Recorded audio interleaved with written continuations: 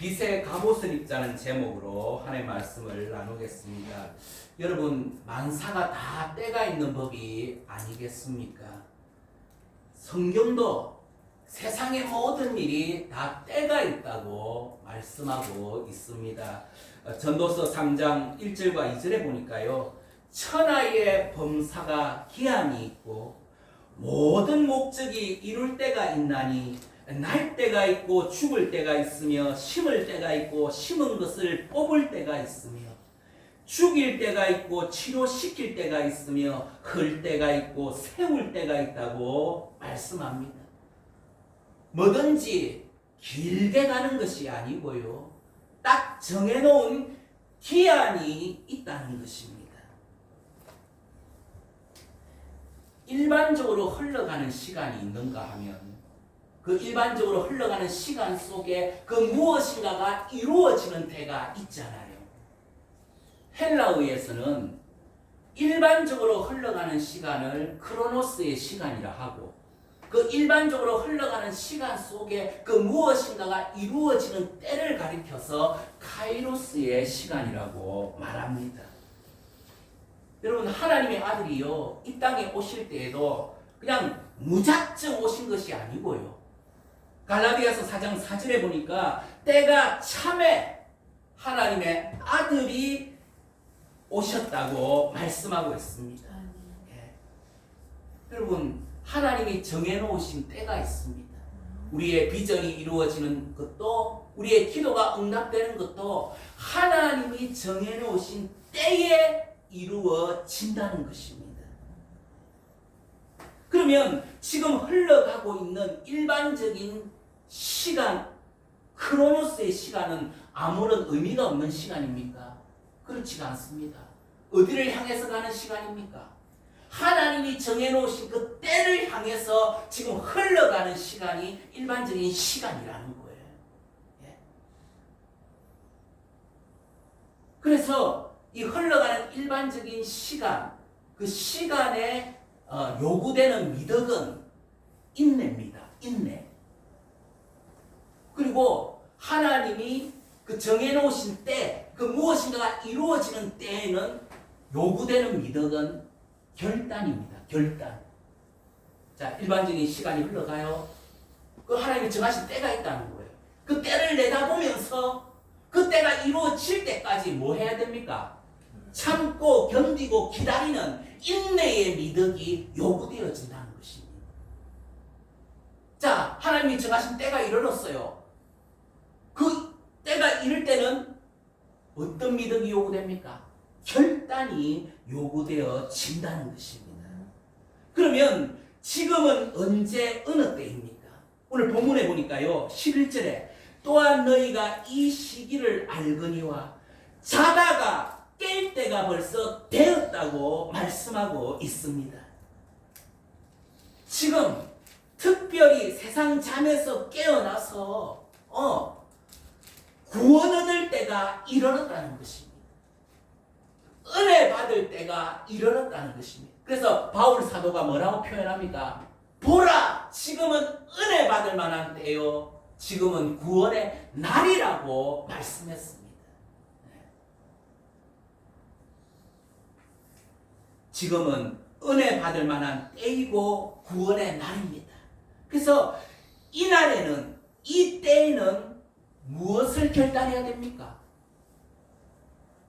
오늘 12절에 보니까요, 밤이 깊고 낮이 가까웠으니 그러므로 우리가 어둠의 일을 벗고 빛의 갑옷을 입자고 도전하고 있습니다. 또 14절에 보니까요, 오직 주 예수 그리스도로 옷 입고 정욕을 위하여 육신의 일을 도모하지 말라. 여러분, 이거 보세요. 12절에는 어둠의 일을 언급하고 있고요, 그 어둠의 일이 뭐냐? 14절에 가니까 육신의 일이라고 말씀하고 있습니다. 여러분, 지금은 은혜 받을 만한 때요, 지금은 구원의 날이 이르렀는데 이때에는 결단해야 되는데 어떤 결단해야 됩니까? 바로 어둠의 일, 즉 육신의 일을 끊어버리는 이 결단을 해야 된다는 것입니다. 그러면 구체적으로 육신의 일은 무엇입니까? 오늘 13절에 보니까요. 첫째로 방탕이라는 거예요. 방탕은 뭡니까? 술로 방탕하고 도박으로 방탕하고 삶의 이유와 존재의 목적을 상실하게 되어질 때 이것이 방탕이라는 것입니다. 두 번째로는요. 음란하거나 호색하지 말라는 것입니다. 여러분 성적으로 타락하지 말라는 것입니다. 야한 것에 탐닉하지 말라는 것입니다. 그 다음에 다투거나 여러분 다투는 거 왜 다툽니까? 하찮은 이익을 위해서 하찮은 명분을 위해서 자기의 자존심을 위해서 다투게 되잖아요. 이거 육신의 일이라는 것입니다. 어둠의 일이라는 것입니다. 그리고 시기하지 말라고 말씀합니다. 잘못된 경쟁심을 가지고 질투하지 말라는 거예요. 타인을 깔아 눌리면서 내가 높아지려고 하지 말라는 것입니다. 이게 다 육신의 일이고 어둠의 일이라고 말씀하고 있어요. 자, 그러면 하나님께서 왜 육신의 일을 벗으라고 말씀합니까? 여러분 우리가요 어둠의 일, 이러한 육신의 일들을 도모하게 되어지면요 영적으로 무감각해진다고. 영적으로 무감각해지니까 영적 세계가 귀에 들리지 않고 눈에 보이지 않는다고요. 그래서 영적인 이야기를 하면 무슨 말 하는 거 전혀 이해를 하지 못한다는 거 아니겠습니까? 왜요? 어둠의 일, 육신의 일에 딱 임박혀 있으니까 영적으로 무감각해져 가지고 하나님과 접촉을 할 수 없더라는 것입니다. 여러분 하나님과 접촉하지 못하면요, 하나님과 접촉하지 못하면 마치 여러분 영의 역사가 있기 전에 세상 상태처럼 되어지는 거예요. 여러분 창세기 1장에 보니까요 하나님의 영의 역사가 있기 전에 세상이 어떠한 형태가 되어 있었습니까? 1장에 보니까요 혼돈하고 공허하고 흑암에 눌려 있었다고 말씀하고 있습니다. 여러분 영의 역사가 없으면요, 하나님의 영의 역사가 없으면 혼돈합니다. 내 정신세계가 혼돈해요. 갈 바를 알지 못하고 혼돈해 있습니다. 무질서합니다. 또 공허합니다. 이런 공허, 텅 비어 있습니다. 내 영혼이 텅 비어 있으니까 뭐가 깃듭니까? 잡생각들만 깃들고요. 공허해지니까 허무감에 여러분 쓰러진다는 거 아니겠어요? 또 흑암이 꽉 들어차 있습니다. 정욕과 귀신의 역사가 나를 좌우합니다. 나를 짓누릅니다. 그렇기 때문에 여러분 우리가 이 육신의 일, 어둠의 일을 벗어나야 영적으로 감각이 예민해져서 하나님의 영과 접촉하게 되어집니다. 여러분 하나님께서 이러한 창세기 1장에 영의 역사가 있기 전에 혼돈하고 공허하며 흑암이 깊은 게 있을 때 어떻게 됩니까? 하나님의 영이 들어가니까요. 하나님의 영이 들어가니까 하나님이 그 영의 역사로요 공허한 것을 존재로 채우는 걸 볼 수 있잖아요. 그렇죠? 하늘과 땅을 나누시고 육지와 바다를 나누시고 질서를 재편하는 걸 볼 수 있어요. 혼돈이 사라지더라는 거예요. 그리고 존재로 채우니까 공허가 없어지더라는 거예요. 그리고 빛을 창조하니까 어둠, 흑암도 완전히 사라지더라는 거 아니겠습니까? 그래서요 하나님의 영의 역사가 있고 하나님과 접촉하게 되어지면 우리 영혼 속에 있는 혼돈과 공허와 흑암이 완전히 소멸되어지고 마는 것입니다. 그런데 왜 육신의 일을 어둠의 일이라고 표현합니까? 여러분 어둠이라고 하는 것은 일종의 형벌입니다. 여러분 어두우면 길을 잃잖아요. 산에 한번 들어가 보세요. 첩첩산 중에 해가 져버리면 어둡고 어두우면 갈 길을 알지 못해 방황하면서 여러분 그렇죠? 헤매게 된다고요. 여러분 어떻습니까? 우리가 육신의 일을 도모하고 어둠의 일에 임박해 있으니 내 영혼이 어두워서 갈 바를 알지 못하고 방황하고 있지는 않습니다. 그렇기 때문에 하나님은 우리를 사랑하시고 내보다 더 사랑한다 말씀했잖아요. 그렇기 때문에 잘 되기를 원하시거든요. 잘 되게 하기 위해서 오늘 은혜의 때를 선포하시고 구원의 날을 선포하시고 오늘 우리에게 결단하라고 요구하고 계십니다. 어둠의 일, 육신의 일을 끊기로 결단하라고 도전하고 있는 것입니다. 여러분, 어둠의 일을 벗어나는 것이 참으로 귀한 축복입니다. 여러분, 이제 우리가 회개함으로 여러분, 우리가 어둠의 일을 딱 벗고 나면, 여러분, 벗으면 뭘 입어야 돼요? 입어야 되잖아요. 벗고 나면 입어야 되잖아요. 너 벗었느냐? 그러면 뭘 입으라고 말씀합니까? 오늘 12절에 보니까요, 빛의 갑옷을 입자고 말씀하고 있고요, 14절에는 오직 예수 그리스도로 옷 입으라고 말씀하고 있습니다. 네. 여러분, 우리 예수님은 제사장이시잖아요. 대제사장이 무엇을 입습니까? 제사장 옷을 입는 거 아니겠어요? 이 제사장 옷을 다른 말로 거룩한 옷, 성이라고 하고요, 또 빛나는 옷이라 해서 금이라고 합니다. 여러분, 우리가 어둠의 일, 육신의 일을 딱 벗고 나면 제사장의 옷을 주님께서 입혀주시는 것입니다. 여러분, 제사장은 왕권을, 고대의 신정국가에서는 왕권을 가지고 있는 거잖아요. 우리 당군 조선은 신정국가였잖아요. 당군은 사제, 그다음 왕금은 정치적 지배자잖아요. 당군 왕금이 고조선을 창건했다고 하는 것은 고조선이 신정국가라는 걸 보여주는 거잖아요. 그럼 제사장이 왕이고 왕이 제사장인 걸 말하는 거잖아요. 네. 여러분, 오늘 주님께서 입혀주신 옷은 예수 그리스도께서 입으셨던 제사장의 옷인데, 이 제사장은 옷을 딱 입게 되면 왕권과 하나님을 배울 수 있는 권세를 같이 가지게 되는 것을 의미하는 것입니다. 뭐 어떻게 입습니까? 제사장 옷을. 갈라디아서 3장 26절에 27절 볼까요? 너희가 다 믿음을 말미암아 그리스도 예수 안에서 하나님의 아들이 되었으니 누구든지 그리스도와 합하여 세례를 받은 자는 그리스도로 옷 입었느니라. 여보세요. 세례를 받은 자는 그리스도로 옷 입었다고 말씀하고 있습니다. 우리 예수를 믿고 회개하고 여러분 세례를 받게 되잖아요. 그러면 주님께서 당신이 입으셨던 제사장 옷을 우리에게 입혀주시는 것입니다. 제사장 옷을 입으면, 이런 옷을 입으면 얼마나 영광스럽게 되겠습니까? 신정국가에서는 왕권까지 가지고 있는 자가 제사장이니까 우리 하나님의 나라에 얼마나 영광스러운 존재가 되는 것입니까? 그래서요, 우리 존재가 새롭게 되어진다고요. 우리의 본질이 변하게 되어진다고요. 우리의 신분과 지위가 탈바꿈이 되어지는 것입니다. 그럼 조선 후기 때요, 정조의 아들 사도세자가 있는데, 죄송합니다. 영조의 아들 사도세자가 부왕의 노염 때문에 기주 속에 갇혀 죽게 되어지잖아요. 그 사도세자의 그 첩의 자식 중에 은신군이 있는데, 그 은신군의 손자가 그 왕족이 몰락을 해가지고 강화도에 이렇게 살로 내려갔다고요. 그 왕족 중에 한 사람이 이원범인데, 이 사람 강화도령으로 알려져 있거든요. 그래서 뭐 어릴 때부터 제대로 공부도 못하고요. 왜?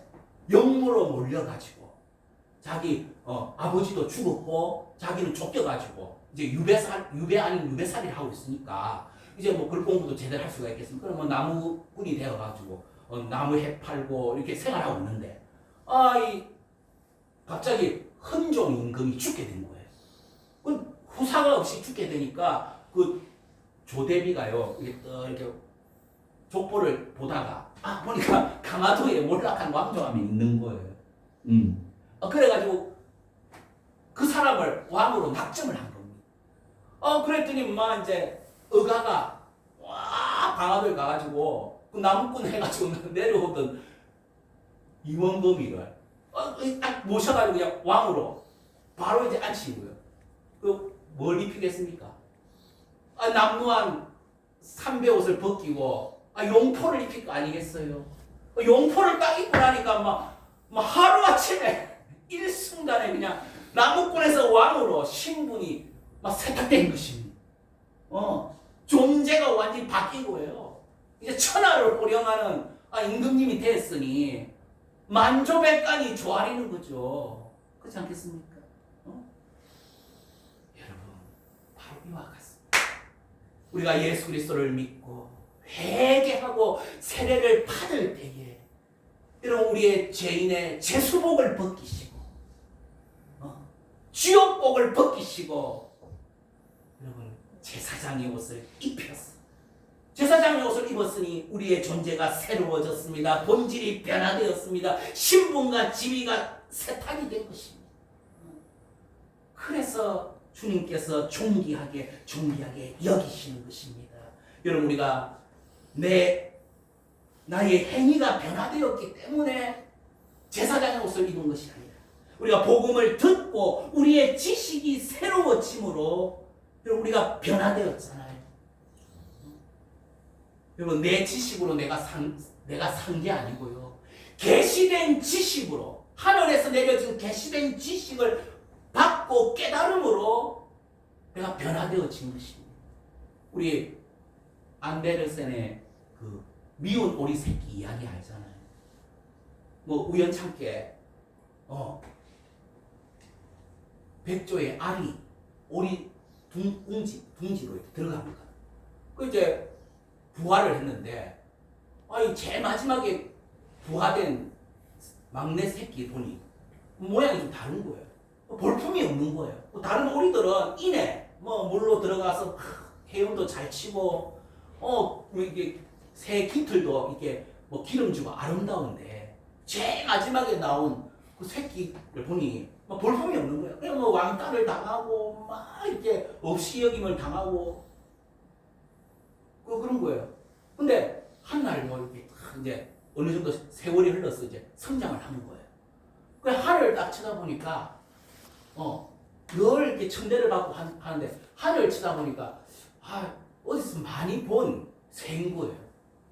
그래서 자기가 물가에 가서 자기를 딱 붙여봤더니 아까 하늘을 나던 새, 그 새가 자기도 그 새인 거예요.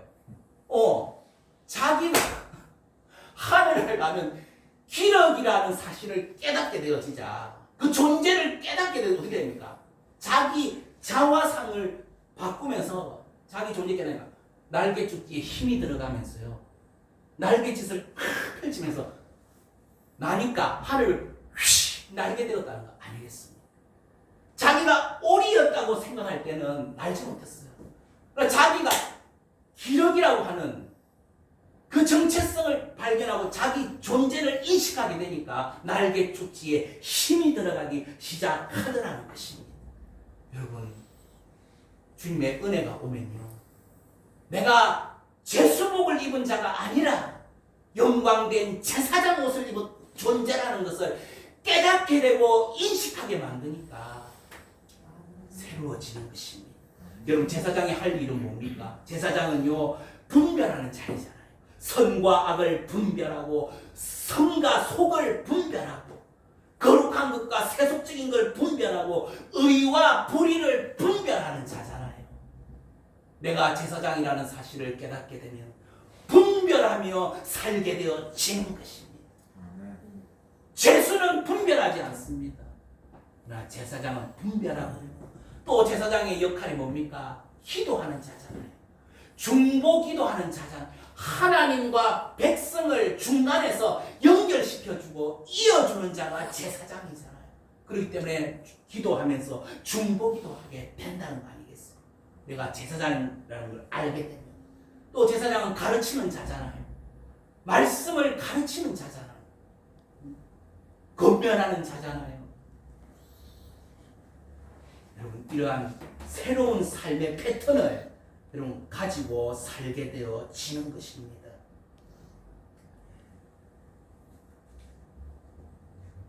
(1789년에) 프랑스의 대혁명이 일어났는데 프랑스 민중들이 그 독재를 행하던 자신의 왕실의 일가의 부귀영화만을 도모하던 그 루이 16세와 왕비 그 마리 앙뚜아네트가 프랑스의 혁명이 일어나니까 민중들이 들고 일어나니까 왕궁을 빠져나와가지고 오스트리아로 이렇게 탈출하기 위해서 나가다가 국경에서 아니, 프랑스 민중들이 붙들린 거예요.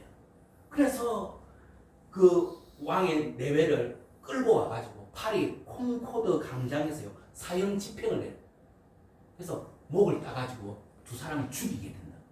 그리고 또 아들이 있을 거 아니에요. 왕자가 있을 거 아니겠습니까? 그 왕자를 데리고 와가지고 딱 죽이려 하는데 한 사람이 다 만류를 하는 거예요. 우리가 이 왕자 죽이면 이 왕자가 아직 선한데 천국밖에 들어가겠냐고. 이거는 우리의 뜻이 아니다. 살려둬가지고 이 친구를 타락시킨 이후에 타락시키도록 거지 발사기처럼 살도록 만들자. 이렇게 모의를 한 거예요. 그래서 이 어린 루이 17세를요 구두수송공에게 남폭한 구두수송공에 맡긴 거예요. 그랬더니요 이 구두수송공이 그 왕자를 데려가고요 막 주워 패기도 하고 막 멸시를 하기도 하고요. 그리고 뭐 어릴 때부터 못 볼 걸 보여줬다고.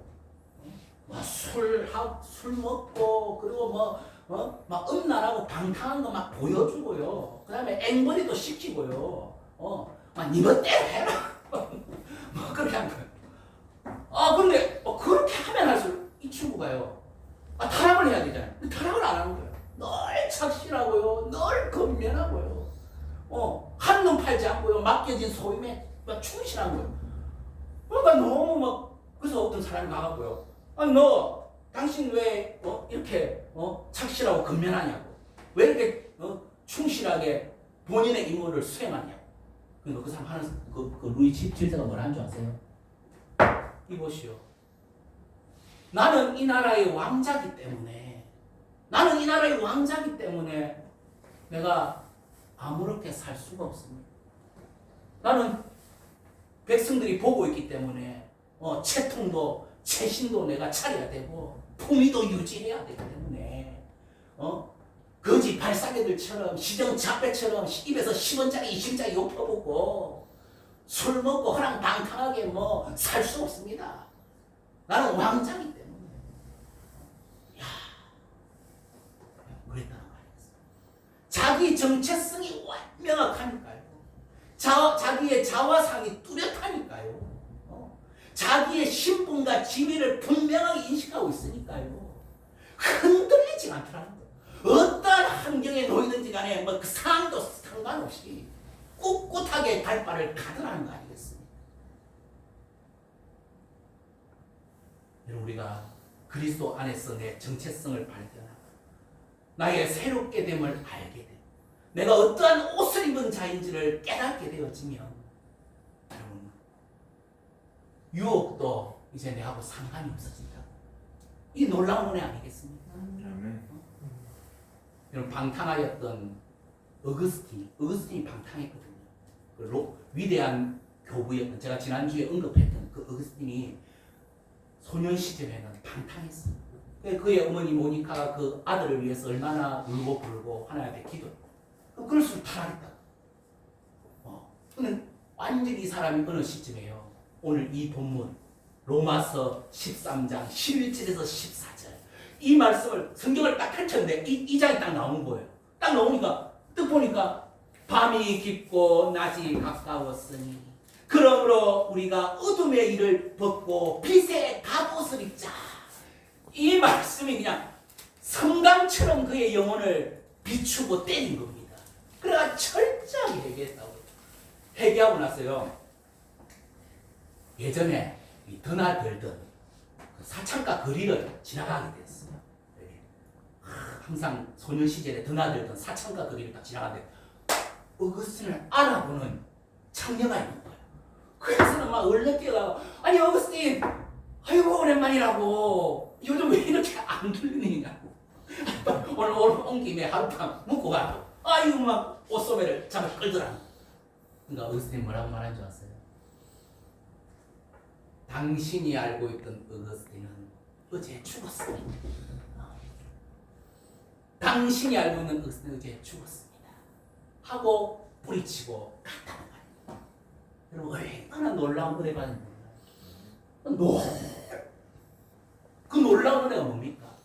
내가 제수복을 입은 자가 아니라 제사장의 옷을 입은 자임을 이렇게 알기 때문에 그 아는 것이, 그 의식, 그것이 그 놀라운 은혜 받은 거 아니겠어? 그래서 새로운 삶을 살게 되는 걸 볼 수가 있어요. 여러분, 지금은 잘 때가 아니라 깰 때이고요. 여러분, 지금 세상 잠에 취한 자가 있다면은 우리 주님 우리에게 찾아왔어요. 하나님의 말씀이 알람처럼 울리고 있는 것입니다. 새벽을 깨우는 알람처럼 하나님의 말씀이 울리고 있습니다. 이제 세상 잠에서 깨어서 일어나라는 거예요.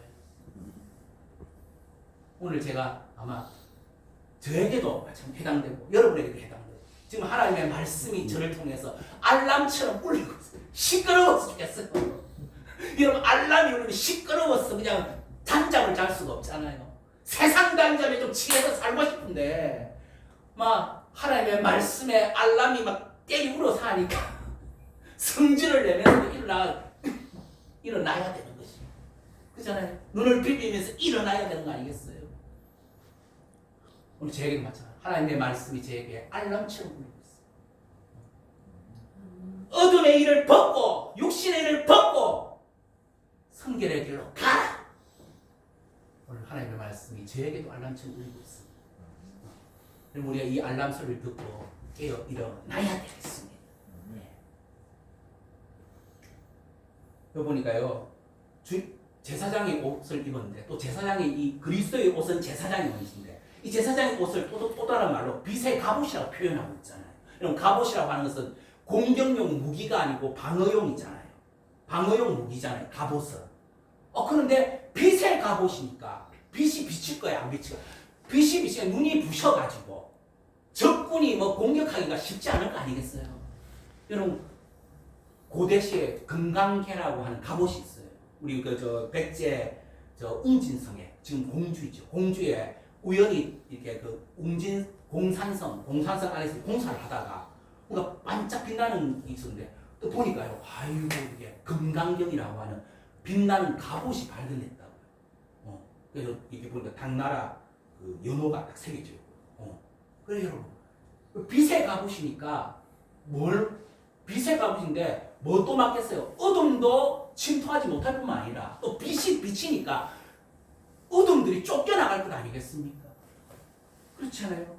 그래서 여러분, 사랑의 빛, 기쁨의 빛, 화평의 빛, 인내의 빛, 자비의 빛, 친절의 빛, 충성의 빛, 온유의 빛, 절제의 빛이 비치게 되어지는 것입니다. 그래서 우리가 나는 그리스도로 옷 입은 자이다.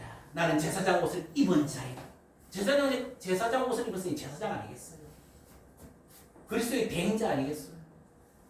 그리고 이 정체성을 확고하게 우리가 붙들고 나아가서 여러분, 지옥이 아니라 천국에 이르고 어둠이 아니라 광명 가운데, 저주가 아니라 축복 가운데 머무는 저와 여러분이 될 수 있기를 주의 이름으로 빕니다.